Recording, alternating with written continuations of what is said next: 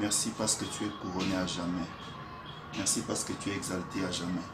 Shalom bien-aimé, c'est un privilège pour moi de me tenir devant vous encore en ce jour par la grâce de Dieu et de parler de la part du Seigneur. Et je voudrais particulièrement partager le message sur la guérison divine. Et avant toute chose, nous allons commencer par la prière. Seigneur, s'il te plaît, prends les devants encore en ce moment. S'il te plaît, Seigneur, tu vois quelqu'un qui nous suit. Oh Dieu, au bout de son terminal, que ce soit un téléphone, que ce soit une tablette, que ce soit même la télévision, l'ordinateur. S'il te plaît, Seigneur, ta main est puissante pour toucher. Ta main est puissante pour répondre à son besoin. Tu connais le besoin de chaque personne, oh Dieu, et tu es capable de résoudre, Éternel. Car si une mémoire d'ordinateur peut retenir des milliers d'informations, c'est toi qui as donné l'intelligence pour créer l'ordinateur. Tu connais toutes choses et tu n'as ni commencement ni fin de jour, mais plutôt tu es omniscient. Que l'onction de la guérison accompagne ce message et que toi tu puisses travailler par ta vertu. Au nom de Jésus, nous avons ainsi prié.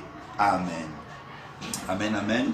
Nous allons lire la parole du Seigneur dans Matthieu chapitre 8, à partir du verset 5 jusqu'au verset 10. Matthieu 8, du verset 5 au verset 10. Nous lisons dans le nom de Jésus. Comme Jésus entrait dans Capernaum, un centenier l'aborda, le priant et disant : Seigneur, mon serviteur est couché à la maison, atteint de paralysie et souffrant beaucoup. Jésus lui dit : J'irai et je le guérirai. Le centenier répondit : Seigneur, je ne suis pas digne que tu entres sous mon toit, mais dis seulement un mot et mon serviteur sera guéri. Car moi qui suis soumis à des supérieurs, j'ai des soldats sous mes ordres, et je dis à l'un : va et il va, à l'autre : viens et il vient, et à mon serviteur : fais cela, et il le fait. Après l'avoir entendu, Jésus fut dans l'étonnement et dit à ceux qui le suivaient : je vous le dis en vérité, même en Israël, je n'ai pas trouvé une aussi grande foi. Alléluia. Que le nom du Seigneur soit béni. Je disais que nous allons parler sur la guérison divine. La guérison divine. Pourquoi est-ce que j'aborde le thème sur la guérison divine? Je trouve que c'est vraiment une question du moment. Avec cette pandémie du Covid-19 qui terrasse le monde, on voit comment est-ce que les institutions sanitaires sont débordées. Les médecins sont débordés. Et j'ai même appris qu'il y a le personnel soignant souffre de cette maladie. Plusieurs en meurent. Et c'est vraiment triste. Et nous comprenons qu'il y a un besoin d'un secours qui est au-delà de la science humaine. Bravo aux médecins qui font un travail. Mais le secours du Seigneur est plus grand que le secours que peut apporter l'homme. Et ça m'a inspiré de pouvoir parler de cet enseignement sur la guérison divine parce que j'estime que Jésus-Christ est puissant. La Bible déclare que c'est par ses meurtrissures que nous avons été guéris, selon Isaïe 53, verset 5. C'est par ses meurtrissures, par les marques qu'il a reçues, les clous qu'il a reçus dans ses mains, Jésus nous a apporté la guérison. Et donc, toi qui entends parler de la guérison divine, sache que Jésus a réellement porté la maladie à la croix pour toi. Sache que Jésus a réellement porté la sanction, la souffrance qu'il a subie lorsqu'on lui transperçait les mains, lorsqu'on lui transperçait les pieds, lorsqu'on lui faisait porter la couronne d'épines, lorsqu'on enfonçait la flèche sur son côté. Et bien cette souffrance était pour nous apporter la guérison. C'était pour nous apporter la santé divine. C'était pour vaincre le démon de la maladie. C'était pour vaincre cette maladie incompréhensible qui se répète, dont on ne comprend pas la source. C'était pour vaincre ces phénomènes bizarres dont on ne comprend pas les causes. Et Jésus-Christ est réellement celui qui bénit. Et dans l'histoire que nous venons de lire, on voit quelqu'un qui a cru à la guérison divine que procure le Seigneur. Eh bien, c'est le centenier romain. Le centenier romain. Le centenier romain, un centenier, c'est déjà quelqu'un qui dirigeait 100 personnes. C'était un soldat, un homme militaire, un agent de l'ordre qui avait sous sa direction 100 personnes. Et donc ce centenier romain-là qui avait 100 personnes sous sa direction, eh bien, il avait un serviteur qui était malade. Donc comprenez que le centenier romain est en train de chercher la guérison. Ce n'est pas pour quelqu'un qui est proche de lui. Ce n'est pas son enfant. Ce n'est pas son parent. Il est en train de chercher la guérison pour quelqu'un qui est juste un collaborateur de service, un collaborateur de travail. Ça nous dit déjà beaucoup. Ça nous montre déjà que le centenier avait un cœur d'amour où il pensait aux autres. Il avait un cœur d'amour, il avait de la compassion pour les autres. Eh bien, j'aimerais te dire aussi, toi qui es serviteur de Dieu, aie de la compassion pour ceux qui sont malades pour voir la guérison arriver. Aie de la compassion, pas seulement pour tes proches, pas seulement pour tes parents, même d'autres personnes. C'est quelqu'un qui est dans son équipe. Même d'autres personnes, tu peux avoir de la compassion pour eux, pour demander la guérison. Tu es en bonne santé aujourd'hui, mais je peux te dire que prends ça à cœur comme si c'était un proche qui est malade et cherche la guérison, cherche à creuser la parole de Dieu pour obtenir les versets fondamentaux qui peuvent te donner la foi sur la guérison. Et le centenier romain donc va chercher la guérison sans essayer de se perdre par les doctrines, sans essayer de se perdre par ce que les gens peuvent penser de Jésus-Christ. C'est vrai, à l'époque, déjà même les Juifs, eux, pouvaient penser du n'importe quoi sur Jésus, puisque certains l'avaient vu naître de Marie, ils l'avaient vu être élevé par Joseph, un charpentier. Certains pouvaient se dire, c'est juste un homme, quelle guérison il peut apporter? Est-ce que vraiment il faut perdre le temps pour aller? Et il y a certaines personnes aujourd'hui qui peuvent aussi se perdre dans ce genre de considération en disant, pourquoi chercher la guérison? La médecine est déjà très avancée. Pourquoi chercher la guérison divine? La science est déjà très avancée. Les recherches ont déjà prouvé ceci. Mais ce n'est pas la considération de cet homme qui du reste est un étranger parce que c'est un Romain. Ce Romain ne va pas se perdre dans des considérations sans fondement. Il voit en Jésus non pas un fils de charpentier, il voit en Jésus non pas un simple homme, mais le centenier romain voit en Jésus le Dieu tout-puissant qui guérit. Il voit en Jésus Yahvé Rapha, l'Éternel qui te guérit. Et c'est merveilleux de savoir que ces promesses avaient été déjà données dans l'Ancien Testament, dans Exode 15, 26. Ces promesses ont été données où le Seigneur, la Bible déclare, je ne vous frapperai d'aucune maladie dont j'ai frappé les Égyptiens. Et il est l'Éternel qui nous guérit. Je suis l'Éternel qui vous guérit. Le centenier romain considère cette parole de Dieu. Je ne sais pas où est-ce qu'il a appris parler. Il a entendu parler de la guérison que procure Jésus, mais il est allé directement pour aborder Jésus et chercher sa guérison. Je crois que nous entendons beaucoup la parole du Seigneur. Nous entendons beaucoup la parole du Seigneur, nous entendons beaucoup les miracles que le Seigneur vient. Et même dans ce pays, il y a eu des vagues d'évangélistes qui sont venus avec une puissante onction des miracles. On a vu par leur prière, par leur prédication, comment Jésus s'est manifesté, comment les paralytiques ont marché, comment les gens ont été guéris. Mais que faisons-nous avec tout ce que nous avons appris de la parole de Dieu sur la guérison? Je crois que ce que nous avons entendu sur la guérison doit nous pousser à chercher effectivement la guérison. Je bénis le Seigneur. Je bénis le Seigneur parce que de mon témoignage personnel, je me souviens encore en 1989, j'étais malade, c'était le 31 décembre. J'étais sérieusement malade, je me suis mis à vomir, j'avais des sérieux maux de tête, je ne comprenais rien du tout. Et mon père, c'était un pasteur, paix à son âme. Ils m'ont donné des médicaments pour arrêter les vomissements, mais j'ai continué à vomir de plus belle. Alors, je me rappelle quand on était enfant, mes parents m'amenaient à l'église et j'ai dit, papa, priez pour moi. Je sais que Dieu va me guérir.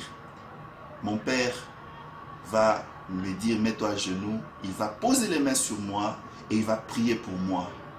Et quelques temps après, je n'avais pas arrêté de vomir directement, mais j'ai cru. Après cette prière, j'ai cru, je me suis dit, je sais que le Seigneur est plus grand que les médicaments. Les médicaments ont prouvé leurs limites. Je n'arrive même pas à les prendre puisque l'estomac les rejette. Et il se faisait tard. J'ai juste accepté la guérison et j'ai dormi. Le lendemain matin, je me suis réveillé fort le 1er janvier de l'année suivante, en 90. Je me suis réveillé en pleine forme. J'ai commencé à courir et mes parents me disaient, mais qu'est-ce qui s'était passé hier? Qu'est-ce qui s'était passé? On n'avait pas compris ce qui s'était passé. Mais c'était un phénomène surnaturel qui s'était passé. Un phénomène bizarre. Et plusieurs vivent des phénomènes pareils et en meurent. On entend seulement dire que tel était mort. Mais on ne sait pas pourquoi. Mais la parole de Dieu que j'avais entendue déjà tout enfant m'a permis de saisir sa quintessence, de saisir la puissance de Dieu. Et grâce à cette parole, j'ai dû croire. J'ai demandé la prière comme Jacques le dit, celui qui est malade, qu'il demande aux anciens de prier pour lui, qu'il prie pour lui. Et voilà, mon père, pasteur, a prié pour moi. Et je veux dire que ce n'est pas simplement réservé au pasteur de prier pour les autres. Même celui qui a la foi peut prier et voir la guérison. Et il a prié pour moi, j'ai obtenu sa guérison et j'ai été guéri. Et donc c'est vraiment important. Et ce centenier donc croit à la guérison divine. Il croit que Jésus a la capacité de guérir. Et nous allons essayer d'analyser à fond ce texte du centenier romain. Déjà la première chose, j'ai voulu dire que c'est un Romain. Mais analysons cela. Nous allons essayer d'analyser point par point des éléments pour analyser à fond quelles sont les clés pour obtenir la guérison divine. La première des choses, c'est que le centenier romain aborde directement Jésus. J'aimerais te dire, la première clé pour obtenir la guérison divine, c'est qu'il faut aborder directement Jésus. Aborder directement Jésus, entrer directement en contact avec Jésus. Et c'est ce que le centenier va faire. Il va directement aller, il va voir Jésus passer. En le voyant passer, il va l'aborder directement. Au verset 5, on dit, comme Jésus entrait dans Capernaum, un centenier l'aborda. Il n'a pas eu de gêne, il n'a pas eu de honte, il ne s'est pas mis à philosopher, mais il est allé directement aborder Jésus-Christ. Il est allé réellement à la source qu'il fallait. Il est allé à l'endroit qu'il fallait. Bien aimé, souvent nous cherchons des solutions, mais nous n'allons pas à l'endroit qu'il faut. Nous n'allons pas voir celui qui a la solution. Tu cherches à voir peut-être le numéro 1 de l'État, mais tu vas t'arrêter au portier. Le portier n'aura pas la solution. Il faut aller au numéro 1 qui a la signature, qui peut trouver la solution. Ne t'arrête pas auprès du portier. Ne t'arrête pas sur la route en train de parler de ton problème à tout le monde, alors que ça n'aura aucun impact, aucun résultat. Ne t'arrête pas à te lamenter auprès de tout le monde. Voilà, ma maladie est ceci et cela. Mais tu n'abordes pas celui qui a la source de la guérison qui est Jésus-Christ. Celui qui a la source de la guérison, c'est Jésus-Christ. Et souvent, plusieurs n'obtiennent pas la guérison parce qu'ils ne vont pas droit vers Christ.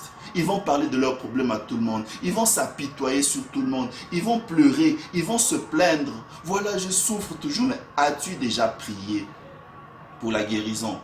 As-tu déjà prié pour ta guérison? As-tu déjà pris le temps de demander que Dieu te guérisse avec insistance? Pas faire une prière superficielle. Parce qu'il arrive bien des fois que les gens font des prières superficielles. Oui, Seigneur, tu sais que je suis malade. Non, ne dis pas Seigneur, tu sais que je suis malade. Quand tu vas demander de l'argent à quelqu'un, tu ne dis pas tu sais que non. C'est toi qui présentes ton besoin. Tu le présentes avec des arguments convaincants. Quand tu as besoin de captiver l'attention de quelqu'un, des fois même, ça me fait parfois rigoler. À Kinshasa, quand quelqu'un veut te demander de l'argent, il va commencer toute une histoire avec une introduction. Et puis, il passe par un développement. Mais sa finalité, c'était pour te dire, mon ami, est-ce que tu ne peux pas me prêter 20 $? Donc, il va essayer d'argumenter pour que tu ne puisses pas te perdre, ou que tu ne puisses pas perdre l'objectif pour lui donner cela. Et voilà, le centenier aborde Jésus-Christ et il y va avec des arguments. Et souvent, nous ne sommes pas calmes pour argumenter et obtenir la chose que nous cherchons. Et ça, j'aime les juristes. Le juriste, quand il veut prouver, arriver à une conclusion, il va te développer des préambules. Il va te développer, te faire une narration de faits. Il va aller dans la loi pour soutenir ces faits. Il va y aller pour finalement dire, voilà la conclusion à laquelle j'arrive pour appuyer ma demande ou pour appuyer mon exposé. Et voilà. Donc ça, c'est quelque chose que nous les chrétiens devons aussi faire. Aborder directement Jésus avec des arguments qui vont pousser réellement Jésus à prêter l'attention. Vous savez, je suis en train de voir, de m'imaginer, c'était pas facile d'aborder Jésus-Christ à cause de la foule, à cause du nombre de gens qu'il y avait. C'était pas si aisé. Il fallait vraiment user d'audace. Déjà, il y avait des gens tout autour de lui. J'imagine que les pierres devaient être là pour faire sa sécurité, pour essayer de repousser les gens qui venaient avec des motifs pas clairs, des motifs pas intéressants. Peut-être les voleurs, vous voyez, imaginez-vous un peu quelqu'un qui est populaire. Il y a peut-être tous les gens, les badauds qui peuvent tourner autour. Il y a une foule qui vient. Mais quelqu'un qui vient pour retenir son attention, il doit venir avec un argument. Jésus est là pour nous tous, mais c'est celui qui va chercher à retenir son attention par des arguments convaincants qui va l'arrêter. Il va aborder directement Jésus. Donc la première clé, c'est que nous devons aller aborder. Et pour aborder directement Jésus, tu peux prier. Tu as une bouche pour prier. Tu as une intelligence pour réfléchir sur ta prière. Le Seigneur peut exaucer ta prière. La deuxième des choses, donc la première des clés, c'est aborder directement Jésus. La deuxième clé pour obtenir la guérison divine, c'est de ne pas se laisser, de ne pas considérer son origine, sa nationalité, sa race. De ne pas considérer ces choses, sa nationalité, son origine, sa race. Comment je vais expliquer ceci? Le centenier, c'est un Romain. Donc, il n'est même pas originaire israélite, c'est un Romain. Il ne considère pas son origine ou sa nationalité, sa patrie. Il ne dit pas non, l'évangile c'est pour les juifs. Moi, je ne suis pas juif, moi je suis un Romain. Et donc, ce sont des choses qui ne sont pas pour nous. Non, non, non. Il avait certainement entendu dire que Jésus est le sauveur du monde. Jésus est le sauveur du monde, et même que cette révélation n'était pas encore clairement expliquée comme Paul l'a expliqué, parce que c'est Paul qui a vraiment expliqué pour montrer que le salut c'est pour les juifs et les grecs, pour les déjà qu'on appelle Paul l'apôtre des gentils, l'apôtre des non-juifs ou des païens dans un autre langage. Païen, ça veut dire les nations en dehors des nations de la nation juive. Le centenier romain ne se perd pas dans ses considérations en disant « Moi, je suis un exclu, je ne suis pas, méritant de cette faveur de la guérison. » Non, le centenier ne considère pas sa position des Romains pour se laisser distraire. Mais il pense différemment. Et moi, j'aimerais dire aussi, si tu veux obtenir la guérison divine, ne te perds pas par ces considérations. Je ne suis pas la première personne destinée à obtenir la guérison. Ce cas est déjà réglé. Je suis déjà un non partant. Non, ne dis pas que tu es un non partant. Jésus est là pour tous. Jésus est là pour les juifs et les grecs. Jésus est là pour les hommes et les femmes. Jésus est là pour les hommes les plus spirituels et les moins spirituels qui soient, qui ouvrent leur cœur pour accepter cette guérison. Jésus n'est pas là juste pour les théologiens ou les rabbins. Jésus est là, il n'est pas là pour les pharisiens. La Bible déclare que Jésus est venu pour les pécheurs. Il est venu pour ceux qui ont faim et soif de lui. Et le centenier romain s'est dit, Jésus est capable, il est capable de résoudre ce cas. Et donc, il va aborder Jésus-Christ. Il ne tient pas compte de ses origines, il ne tient pas compte de son identité, mais il s'approprie le message de la guérison. Il s'approprie la bénédiction de Dieu. Il sait que Dieu est là pour tous. Il sait que Dieu est prêt pour le sauver. Et une troisième chose, c'est que le centenier romain ne va pas se mettre à philosopher sur ce que Jésus peut penser de lui. Ne pas philosopher sur ce que Jésus peut penser de toi. C'est aussi un élément qui empêche beaucoup d'obtenir la guérison. Il va se mettre à penser sur des choses que Jésus ne pense même pas de lui. Jésus ne pense pas de lui. Jésus ne pense pas que tu es un exclu d'office, non. Mais toi tu te dis non, je suis déjà un exclu d'office. Quand tu commences à voir toute ta vie passée, tu dis moi je ne mérite même pas un miracle de la part de Dieu. Quand tu vois ta vie présente, tu es au bout. Tout le monde t'a abandonné, mais tu as honte. Tu as honte de te donner à Jésus parce que tu te dis, les gens vont se moquer de moi. Moi vraiment, un centenier, avec le mal que j'ai commis dans cette ville, avec les biens d'autrui que j'ai abusivement extorqués, avec la loi que j'ai mal appliquée, on le sait dans plusieurs pays parfois, les agents de l'ordre utilisent une force plus grande même que ce qu'ils doivent. Donc, comme on dit, une force disproportionnée par rapport aux faits. On voit le phénomène qui se passe actuellement aux États-Unis où cette personne a été réprimée et voilà, il y a eu cette mort qui est arrivée. Parfois, avec toutes les considérations qu'on se fait sur les agents de l'ordre, vu le dérapage de certains, je ne dis pas que tous dérapent, mais vu le dérapage de certains, les gens ont déjà une certaine considération. Ils se disent, ah non, eux là, ils aiment toujours demander de l'argent, ils veulent toujours trouver des infractions même qui n'existent pas. Mais ils ne se laissent pas perdre, excusez-moi, je ne dis pas ça pour dénigrer, c'est un métier qu'ils font. Mais c'est juste la lecture des faits généraux sur ce que les gens pensent. Mais le centenier ne va pas se perdre avec toutes ces considérations. Il ne va pas se dire, voilà, tout le monde pense de nous que nous sommes ceci ou nous sommes cela. Nous exagérons parfois. Il va juste aborder. Donc ne nous mettons pas à philosopher si nous voulons obtenir la guérison. Ne commence pas par dire je suis un pécheur. Si tu es un pécheur, répands-toi, donne ton cœur à Christ. Il a encore temps de pouvoir donner son cœur à Christ et d'obtenir la guérison. Parce que Jésus dit que vous tous qui êtes fatigués, chargés, venez à moi, je vous donnerai du repos. On n'a pas dit vous tous les justes qui êtes fatigués et chargés. On n'a pas dit vous tous les gens qui avaient une vie normale, qui êtes nés dans un cadre normal. On a dit vous tous qui êtes fatigués et chargés, venez à moi, Matthieu 11, 28, je vous donnerai du repos. Rejetez sur lui tous vos fardeaux. Rejetez sur lui toutes vos charges. Lui-même prendra soin de vous. Les amis, ne nous perdons pas dans des considérations. Mais plutôt essayons de nous approcher de Jésus. Remarquez même le geôlier qui gardait Paul dans la prison. Il lui était arrivé juste d'obéir à un ordre, de mettre Paul en prison. Et en ayant mis Paul en prison, il s'est fait que la prière que Paul et Silas ont fait, les fondements de la prison se sont ébranlés. Les chaînes que Paul avait se sont rompues. Et le geôlier a constaté que les deux prisonniers étaient déjà libres. Ils allaient s'évader. Et ce geôlier-là a voulu se donner la mort. Qu'est-ce que j'allais dire par ici? Il arrive parfois que les personnes font un travail qu'on leur commande de faire. Mais ici, ce geôlier, sans la culpabilité, il veut même se tuer.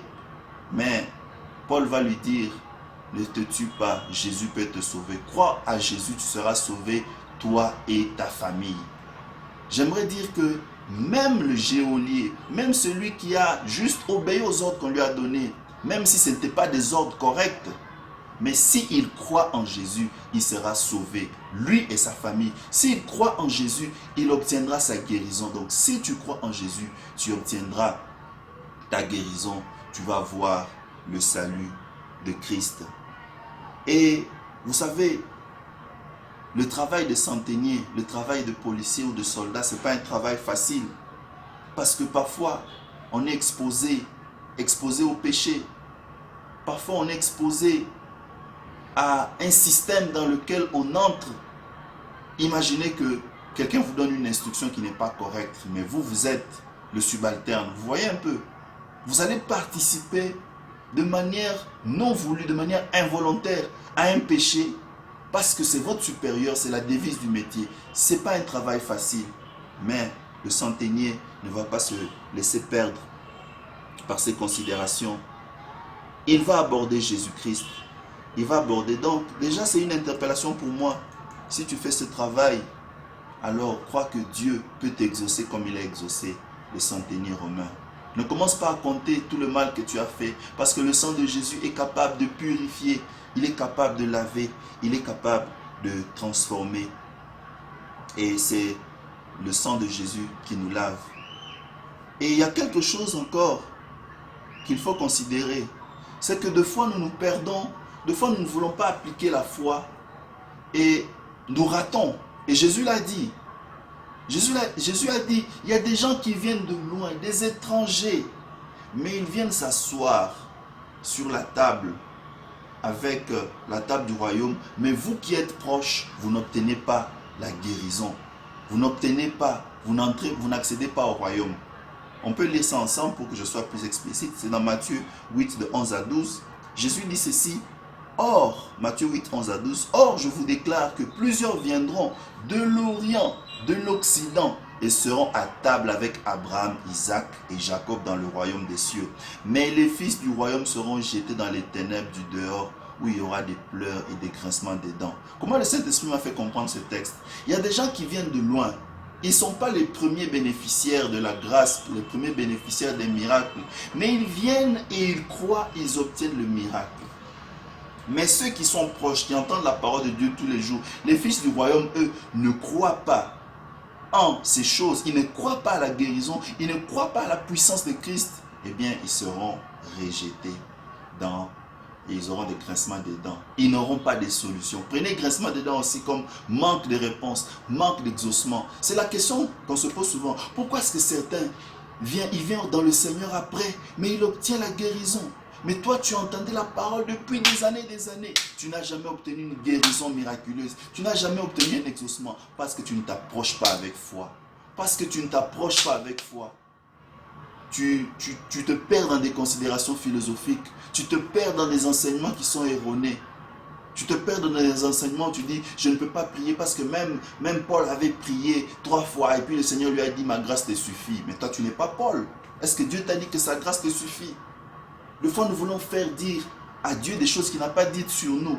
Si Dieu avait dit à Paul, ma grâce te suffit, ce n'est pas ce qu'il t'a dit. Donc, le miracle est possible pour toi. Ça, ce sont des enseignements qui viennent vous décourager. Vous n'avez pas bien compris le contexte de ce message. Mais vous vous dites, ah non, je ne peux pas trop demander la guérison parce que même Paul avait demandé. Et puis, le Seigneur lui a dit, ma grâce te suffit. N'entrons pas dans la préscience de Dieu. Contentons-nous de ce que le Seigneur peut faire pour nous. Si le Seigneur exauce un Romain, si le Seigneur exauce quelqu'un qui n'est pas un Juif, mais il lui donne une guérison, et la guérison, il ne la donne pas pour son proche, pour lui-même, mais il la donne pour quelqu'un qui est au loin, un subalterne, parmi les 100 qui dirigeaient. Donc ça, c'est également un élément à prendre en considération. Nous devons vraiment croire au Seigneur. Et la quatrième des choses, c'est que le centenier fait une prière persévérante et précise. Remarquez, quand le centenier va aborder Jésus, il ne va pas passer par 4 chemins. Il va poser son problème directement. Il va poser son problème directement. On dit au verset 6, ou je peux commencer par le verset 5. Comme Jésus entrait dans Capernaum, un centenier l'abordant, le priant en disant, Seigneur, mon serviteur est couché à la maison atteint de paralysie, souffrant beaucoup. Jésus lui dit, je le guérirai. Le centenier ne passe pas par 4 chemins. Il va directement droit au but. Il dit, mon serviteur est malade. C'est une prière persévérante. Et regardez, Jésus va déjà exaucer. Il va déjà dire, j'irai et je le guérirai. Mais il y a quelque chose qui m'interpelle encore ici. C'est que le centenier continue. Et c'est là que je vois la persévérance. Le centenier continue. La Bible déclare au verset 8. Le centenier répondit, Seigneur, je ne suis pas digne que tu entres sous mon toit, mais dis seulement un mot et mon serviteur sera guéri. Donc le centenier, la seule réponse de Jésus n'a pas suffi. Le centenier voulait du concret. Bien aimé, la foi, parfois, c'est de ne pas juste dire quelque chose ou chercher quelque chose avec une certaine lenteur, une mollesse, une certaine fébrilité. Mais la foi, c'est demander quelque chose avec une pleine assurance que la personne à qui je demande est capable. Il est le tout capable, le tout puissant. Alléluia. Le centenier demande et il reçoit la réponse de Christ. Mais il dit, c'est pas suffisant. C'est pas suffisant. Seigneur, je sais que je ne suis pas digne que tu entres chez moi. Et c'est la chose que je disais dans le point précédent. Il ne s'est pas laissé perdre par les considérations de dignité. Et on va voir ce point encore. Je ne suis pas digne. Il dit, je ne suis pas digne que tu entres chez moi. mais dis seulement un mot. Et donc, chers amis, nous devons être persévérants. Ce n'est pas parce que tu as prié et que tu as eu un songe qu'il y a quelque chose qui s'est produit et que tu t'arrêtes. Il faut continuer jusqu'à voir l'exaucement. Parce que des fois, quand le miracle arrive, ça peut arriver déjà par des paroles qui fortifient, par des paroles prophétiques, des paroles de connaissance. Ça veut dire que nous sommes sur la voie. Quand tu entends la parole du Seigneur qui dit « Je te guérirai, j'agirai », ne relâche pas en ce moment-là. Continue jusqu'à voir la solution. Mais pour plusieurs, quand on dit « Ta prière a été exaucée », tu relâches. Et c'est là que le diable vient pour te perdre aussi, pour te distraire. Mais il faut être persévérant. Et le centenier est persévérant. Il dit « Seigneur, je ne suis pas digne que tu fasses encore ces kilomètres pour venir vers chez moi. Mais dis seulement un mot. Dis seulement un mot et mon serviteur sera guéri. » Nous allons prier.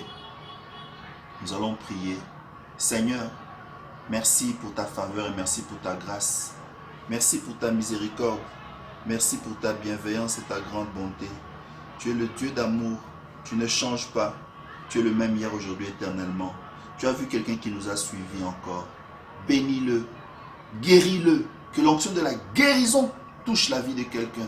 Que l'onction de la guérison transforme la vie de quelqu'un. Qu'il obtienne cette guérison au nom de Jésus. Toi, notre Sauveur et Seigneur, t'avons ainsi prié. Gloire et louange à toi, Seigneur Jésus-Christ. Amen.